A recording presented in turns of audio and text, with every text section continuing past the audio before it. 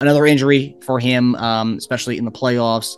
So my question to you guys, is this another case of bad luck, or is it just what we have to put up with when concerning Embiid now and in the future? I mean, unfortunately, his first season was on an injury. Unfortunately, injuries that follow him. So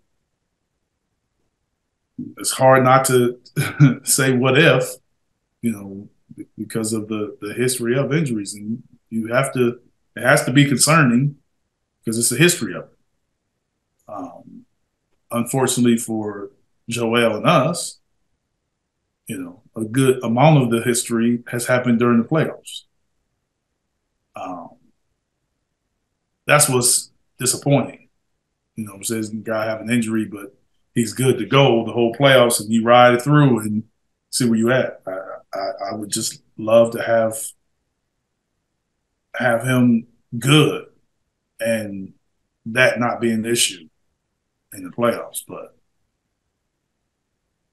my best run I've been in, with the Sixers, injuries was a concern. Yeah, yeah. You know what I'm saying? So I get it. It happens. I'm sure other teams are going through something too, but no matter what, this team is still going to be judged on how well they do if Joel's on the court.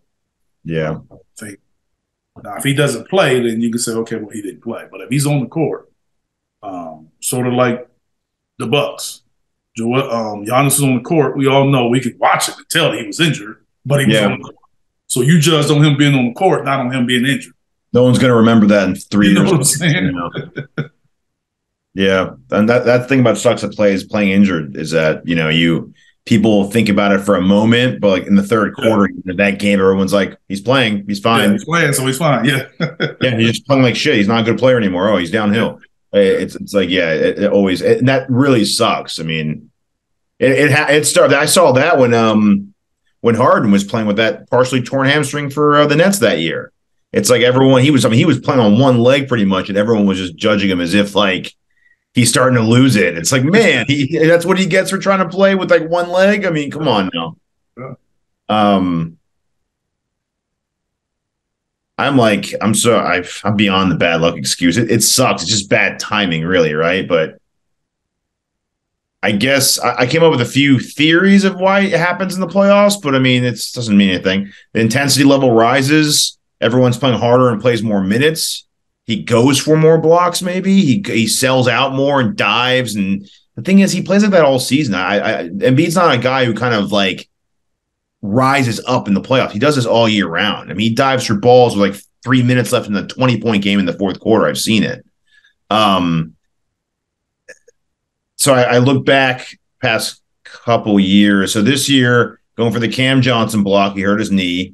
You could see kind of him on that landing. You could see his like knee kind of hyperextend for a quick second.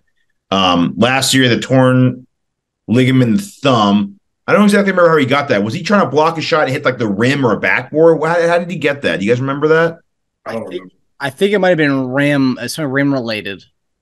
And he started kind of shaking it afterwards, or did he get caught on somebody or something like that? He was trying to like. But that was a continuation of something that happened at the end of the regular season, and that just carried over. That injury just re-injured it. Playoffs, yeah. And then in the actual playoffs against them, the Siakam block and his face orbital fracture, right? Yep. Okay, so the year before that, and concussion. Yes, that's right. And concussion. So we brushed over that one. Year before that, he had the awkward landing on the dunk versus the Wizards, which led to the torn meniscus, right? Yep. And then the year before that, it wasn't actually an injury. It was a stomach flu he had in the Toronto series, right? Yep. Am I skipping anything? No. Did he have an injury the bubble year? He had an ankle. Oh, Brett Brown said he had an ankle injury. He was battling an ankle injury, is what he said. So it was no like apparent like fall, hurt his ankle grabbing it. So he just had like wear and tear. So that's probably the most mild case he's had in the last like 5 years, that one.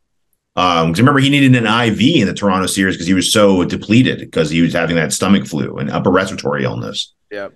I mean, I don't know. I mean, I just think we deal with it. This is his like kryptonite, right? I mean, he's an amazing player. He does things that no one else does. And this is just the downside of a guy who's 7'1", 300 plus, doing things that a guard does that sometimes, like when guys commentate his games, like, a guy his size shouldn't be able to do that. Well, that's what happens when a guy that size does that all year round. I mean, he's going to be susceptible to freakish, twists and turns and injuries, right?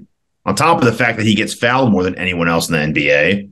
So there's also that. He also gets hacked and hit awkwardly, and flagrants don't get called when he gets smacked in the face going for a dunk. All kinds of stuff happens. So it's something we're going to have to put up with. Is it going to get a lot worse as he gets older? You'd say yes, because his aging and, as you age, you're healing and you're more susceptible to injuries. But I think as he gets older, he'll also stop doing some of this Euro stepping guard. He'll become maybe more of like a backup, Ewing towards the end of his career, more mid-range, more fadeaways, more, fade backs. Maybe that will cut down on the injuries as he starts to age. I don't know, but it's kind of something we're going to have to deal with. In the injuries that I had, all the injuries that I had was like freak plays. Yeah. Like, it wasn't me doing anything that I wasn't going to do during the game. Yeah. You know what I'm saying? It wasn't like I was trying to dunk, you know what I'm saying, or do something that I don't normally do. And they all happen. So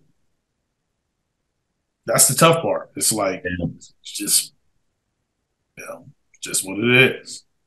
He's had, 2 orbital fractures? 2 in his career, right? The Markelle Fultz colliding with him, and then the Siakam one. That alone is like, man. That's another playoff one, too, because he wore the master in that Celtics series, that first time around. But he missed, that was a little ways before the playoffs. He missed like 20 games because we actually went on a win streak, I think, without him. Right. We played really well without him in that stretch. It was like, oh, man, we might be okay. But yeah, that was like, I think, 20 or so games before the playoffs, but he was out for a long time for that. Yeah. Which makes his quick return in the Toronto coming in the next series against God, who we play the next series again after Toronto? Miami. That's right. How could I forget? See, he was so forgettable. We hardly showed up. I forgot.